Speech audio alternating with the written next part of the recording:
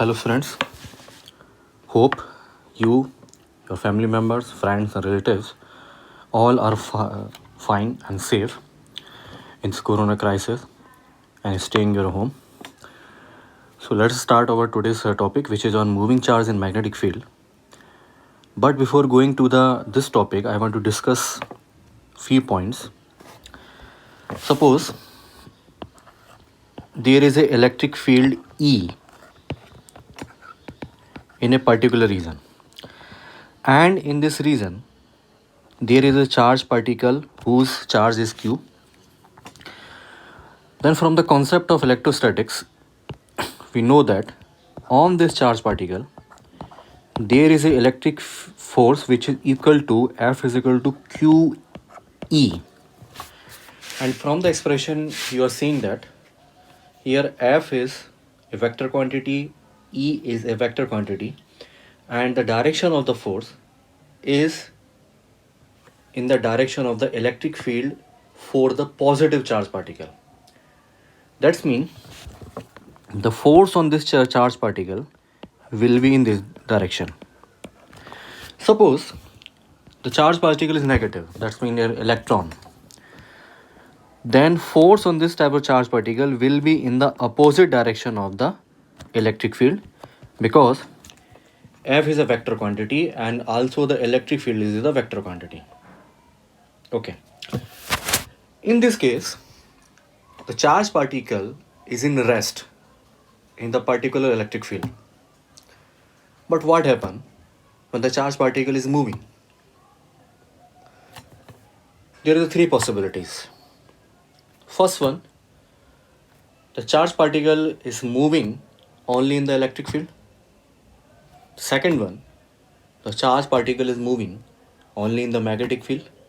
The third one, the charge particle is moving in the combination of both electric field and magnetic field simultaneously. So let's see what happens when the charge particle is moving in the magnetic field and what forces acting on it. Okay. We know that in the first case, when there is only electric field only,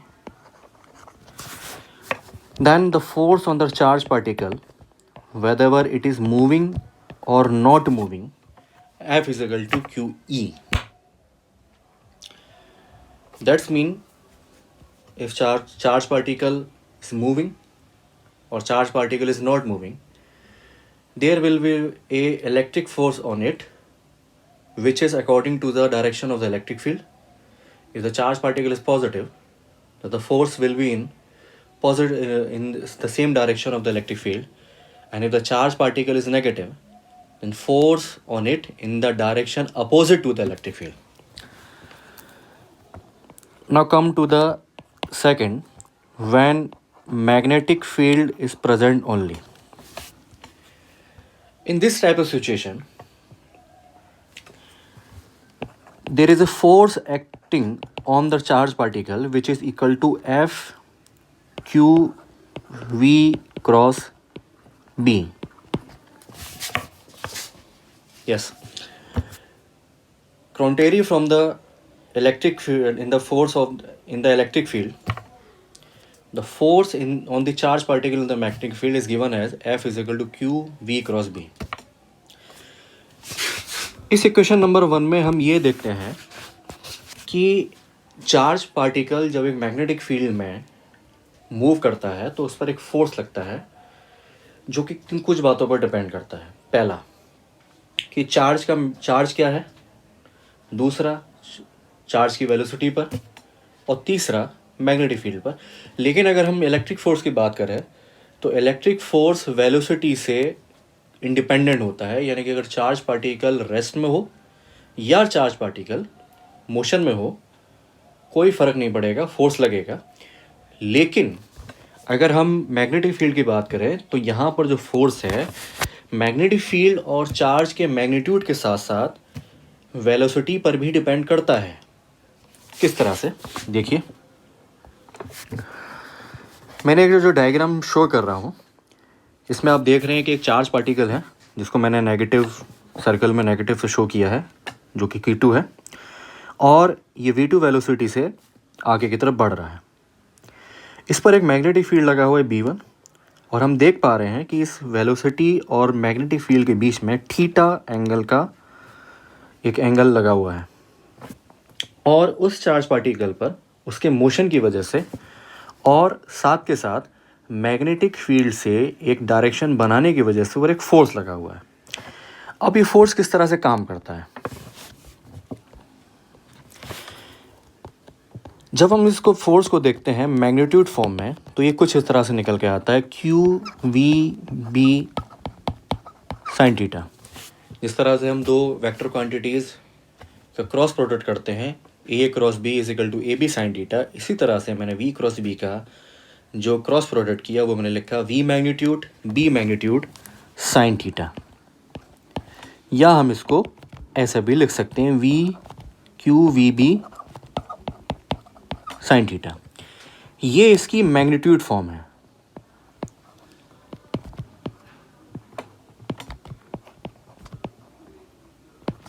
और ये इसकी vector form है।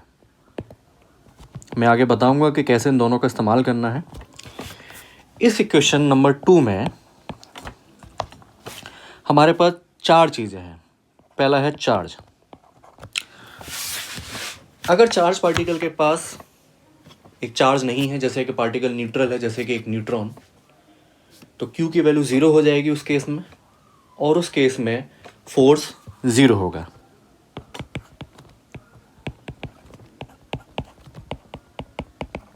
Second, ये force magnetic field पर depend करता है। अगर magnetic field 0 हो जाएगा तो ये फोर्स भी 0 होगा। तीसरा, वेलोसिटी। अगर वेलोसिटी 0 हो जाएगी तो ये फोर्स भी 0 हो जाएगा। और चौथी चीज़ है इसमें थीटा। अगर ये थीटा भी 0 हो गया तो ये फोर्स 0 हो जाएगा। मतलब क्या? ये जो थीटा है, मेरी बात ध्यान से सुनिएगा कि ये जो थीटा है वो वेलोसिटी और मैग्नेटिक फील्ड की डायरेक्शन के बीच में बनने वाला एंगल है। इस डायग्राम में जैसे हम देख पा रहे हैं, यहाँ कुछ बच्चे कंफ्यूज हो सकते हैं और कंफ्यूज हो भी जाते हैं कि थीटा जो है वेलोसिटी और मैग्नेटिक फील्ड के बीच में बनने वाला एंगल है। नहीं, सही मायने में थीटा वेलोसिटी की डायरेक्शन और मैग्नेटिक फील्ड की डायरेक्शन के बीच बनने वाला एंगल है। अब अगर थीटा की वैल्यू 0 हो जाती है तो इसका मतलब ये है कि ये चार्ज पार्टिकल मैग्नेटिक फील्ड के पैरेलल एंटर कर रहा है, यानी कि जिस डायरेक्शन में मैग्नेटिक फील्ड है उसी डायरेक्शन में चार्ज पार्टिकल भी मूव कर रहा है। तो ऐसे केसेस, ऐसे क्वेश्चंस, ऐसे सवालात जिनमें चार्ज पार्टिकल मैग्नेटिक फील्ड के पैरेलल या एंटी पैरेलल एंटर करता है, वहाँ पर किसी तरह का मैग्नेटिक फोर्स नहीं लगता है। दूसरी चीज़, अगर चार्ज पार्टिकल आपका मोशन में नहीं है तो उस पर मैग्नेटिक फोर्स नहीं लगेगा, लेकिन अगर वो इलेक्ट्रिक फील्ड में और मैग्नेटिक फील्ड में एक साथ रखा हुआ है तो रेस्ट में होने की वजह से उस पर इलेक्ट्रिक फील्ड ज़रूर लगेगा। दूसरे हम एक चीज़ देखते हैं कि मैग्नेटिक फोर्स में और इलेक्ट्रिक फोर्स में एक डिफरेंस ये था कि मैग्नेटिक फोर्स वेलोसिटी की डायरेक्शन और मैग्नेटिक फील्ड के बीच की डायरेक्शन के बीच के एंगल पर डिपेंड करता है, लेकिन इलेक्ट्रिक फील्ड में ऐसा कुछ नहीं था। चलिए, ये तो बात रही इसके मैग्नीट्यूड फॉर्म की।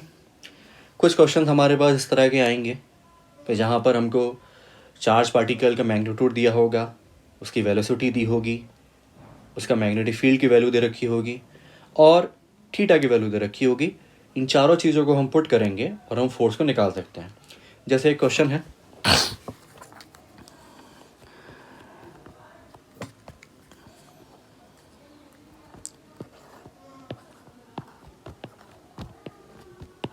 This is east, this is west, this is north, this is south.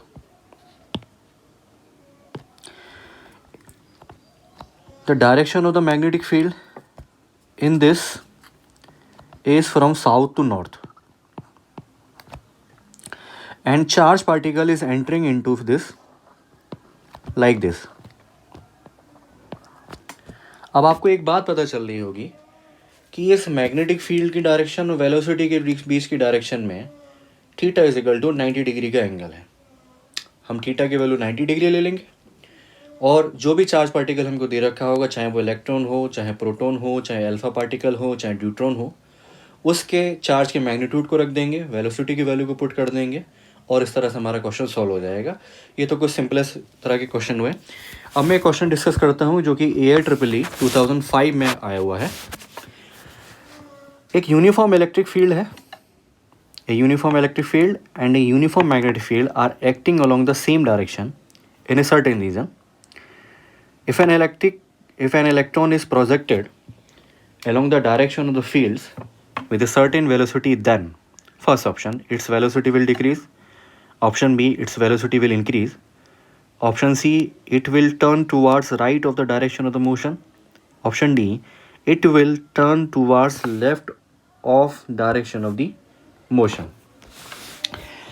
अब जैसा कि क्वेश्चन हमारे सामने दिया हुआ है, इस क्वेश्चन में हम एक चीज़ देखते हैं कि दोनों के दोनों फील्ड यानी कि इलेक्ट्रिक फील्ड और मैग्नेटिक फील्ड एक साथ लगे हुए हैं. तो ये हमारा तीसरा वाला केस बन जाता है कि जिसमें इलेक्ट्रिक फील्ड और मैग्नेटिक फील्ड दोनों एक साथ लगे हो.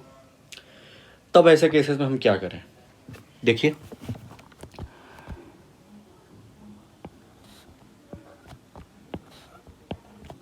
ये हमारे पास इलेक्ट्रिक फील्ड है, दूसरा हमारे पास ये मैग्नेटिक फील्ड है और इन दोनों फील्ड में एक चार्ज पार्टिकल यानी कि इलेक्ट्रॉन एंटर करता है कुछ यहाँ से आता हुआ और ये अंदर यहाँ पहुँच जाता है. मान लीजिए उसके पास इनिशियल वेलोसिटी v थी और यहाँ पहुँचने के बाद उसकी फाइनल वेलोसिटी हो जाती है v डैश.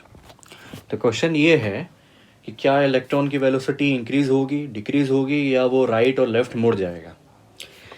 आप इस तरह के क्वेश्चन में एक चीज़ को देख रहे हैं कि यहाँ पर वेलोसिटी की डायरेक्शन और मैग्नेटिक फील्ड की डायरेक्शन दोनों पैरेलल है. इसका मतलब ये है कि यहाँ थीटा इज इक्वल टू 0 है. इस केस में यहाँ पर मैग्नेटिक फोर्स 0 होगा. लेकिन इस चार्ज पार्टिकल पर एक इलेक्ट्रिक फोर्स ज़रूर लगेगा. अब क्योंकि चार्ज पार्टिकल इलेक्ट्रॉन है जो कि एक नेगेटिव चार्ज पार्टिकल है और हम एक बात अच्छी तरह से जानते हैं कि चार्ज पार्टिकल पर इलेक्ट्रिक फील्ड में फोर्स इलेक्ट्रिक फील्ड की डायरेक्शन में लगता है अगर वह पॉजिटिव हो. तो नेगेटिव चार्ज पार्टिकल के लिए ये फोर्स अपोजिट डायरेक्शन में लगने लग जाएगा जो कि सिर्फ इलेक्ट्रिक फोर्स होगा.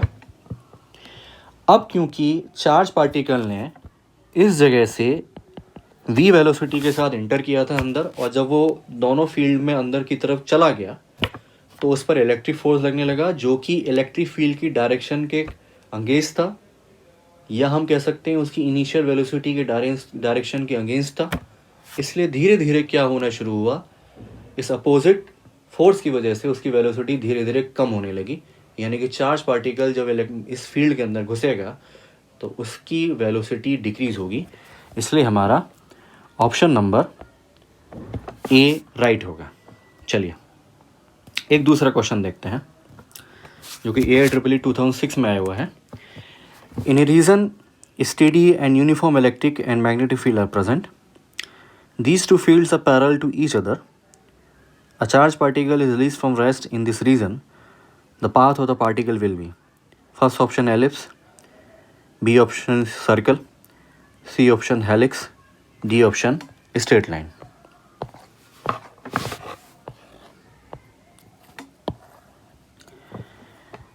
इस रीजन में दोनों चीज़ें लगी हुई हैं, electric field and magnetic field. लेकिन अगर हम क्वेश्चन की लैंग्वेज को ध्यान से पढ़ें, हमको ये नहीं पता है फर्स्ट लाइन से in a region steady and uniform electric and magnetic field are present. These two fields are parallel to each other.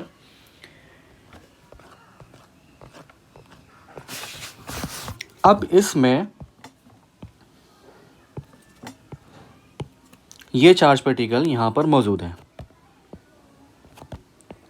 लेकिन इसकी वेलोसिटी 0 है। तो आप अच्छी तरह जानते हैं वेलोसिटी 0 होने की वजह से इस पर मैग्नेटिक फोर्स 0 होगा और इस पर सिर्फ एक इलेक्ट्रिक फोर्स लगेगा जो कि इलेक्ट्रिक फील्ड की डायरेक्शन में होगा। तो एक बात बताइए कि जब ये चार्ज पार्टिकल को आपने रिलीज़ किया साइमेट्रिक ऐसे फील्ड में जहाँ पर इलेक्ट्रिक और मैग्नेटिक फील्ड दोनों लगे हुए थे, तो चार्ज पार्टिकल किधर जाने की कोशिश करेगा? चार्ज पार्टिकल आगे जाने की कोशिश करने लगेगा। तो ऑब्वियस सी बात है, ये कि स्ट्रेट लाइन में मोशन करेगा। इसलिए